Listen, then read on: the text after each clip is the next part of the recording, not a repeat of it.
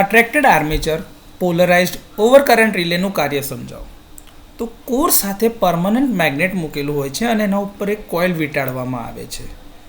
જો વીજ પ્રવાહ કોઇલમાંથી એક દિશામાં પસાર થતો હોય છે તો તેના દ્વારા ઉત્પન્ન થયેલ ફિલ્ડ મેગ્નેટના ફિલ્ડની જો દિશામાં હોય, એટલે કે બંને એક જ દિશામાં હોય, તો કુલ નેટ ફ્લક્સમાં વધારો થાય છે અને મૂલ્ય વધે છે. તેથી આર્મેચર અટ્રેક્ટ થાય છે, એટલે કે આકર્ષાય છે.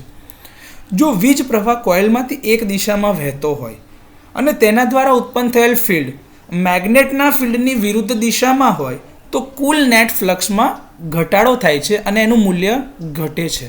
તેથી આર્મેચર અટ્રેક્ટ થતું નથી, એટલે આકર્ષિત થતું નથી. તેથી રિલે કામ કરતી નથી.